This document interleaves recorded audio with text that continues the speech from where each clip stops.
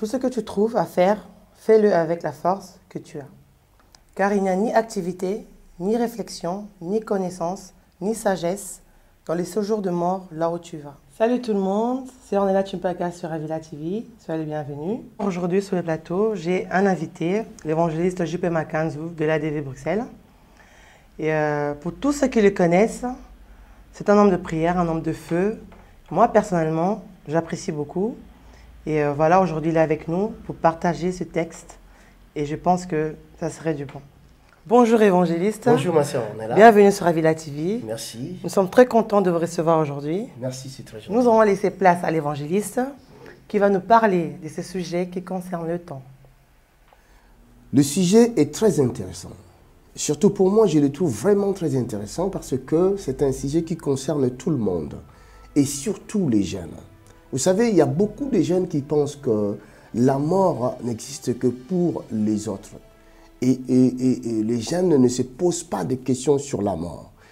Or, la mort peut surprendre n'importe qui et n'importe où. Donc, nous devons prendre conscience à cela.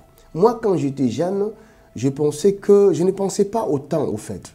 Je ne pensais qu'à moi. Je ne pensais comme si je vivais donc éternellement sur la terre et qu'il n'y a que les autres qui meurent. Mais au fur et à mesure, je grandissais, j'ai fini par comprendre que les temps passaient vite. Il y a des choses que je faisais avant et je ne pouvais plus les faire. Et surtout ici en Europe, j'ai compris que les temps passaient vite. Parce que vous savez, ici en Europe, quand vous travaillez, vous devez cotiser. Vous devez cotiser pour l'avenir, pour votre vieillesse. Donc là, j'ai compris que c'était très intéressant. J'ai compris aussi la parole de Dieu qui dit « rachetez le temps ». Car les jours sont mauvais. Or, ici, dans ces passages que notre sœur Ornella vient de nous lire, ça parle, donc Dieu encourage tout le monde de faire tout ce que nous avons à faire. Alors, la question est, ce que vous faites est vraiment intéressant? Ce que vous faites, ça va vous amener à quelque chose? Ce que vous faites, ça va vous aider? Ce que vous faites, ça va aider vos proches, ceux qui sont tout autour de vous?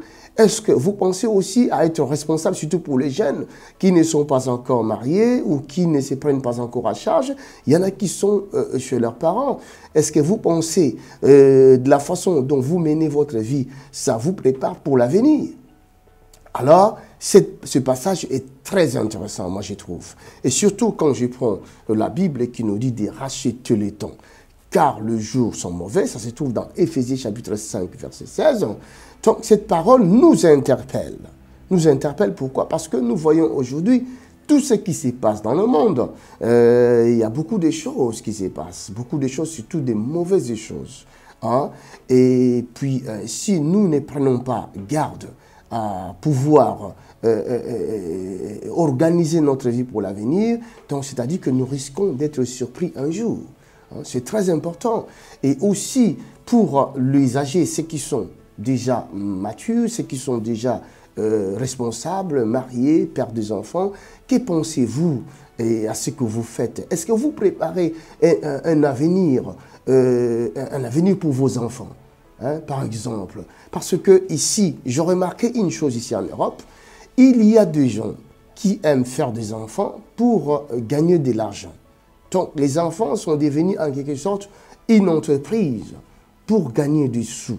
Hein, les mamans, nos sœurs qui font des enfants aujourd'hui que pour les allocations familiales.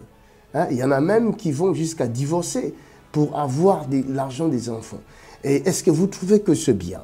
Hein, un jour, ces enfants-là grandiront. Ils vous demanderont où se trouve mon argent, maman? Hein, où est-ce que vous avez mis cet argent? Est-ce que vous pensez à vos enfants, à l'avenir de vos enfants? Qu'est-ce que vous faites pour organiser, hein, l'avenir de vos enfants? Donc, ce passage de la Bible doit nous interpeller tous. Ce que vous pouvez faire, mais si seulement ce que vous faites est positif, alors tout le monde pourra en bénéficier. Et cela aussi concerne le serviteur de Dieu qui ont pour charge d'aider le peuple de Dieu à aller de l'avant, à réussir, parce que notre travail, c'est de vous aider afin que vous puissiez vous retrouver, vous puissiez aller de l'avant. Et si ce que nous faisons, nous, serviteurs de Dieu, eh bien, ce que nous faisons vous aide à aller de l'avant, alors là, nous allons nous gagner, c'est-à-dire nous aurons notre couronne, comme déclare la parole de Dieu. Mais ce que nous faisons, serviteurs de Dieu, contribue à aider les peuples de Dieu ou à détruire le peuple de Dieu. Le Seigneur nous encourage de faire ce que nous pouvons faire. Mais c'est la fin qui couronne l'œuvre. Donc, faisons très attention à ce que nous faisons. Que Dieu vous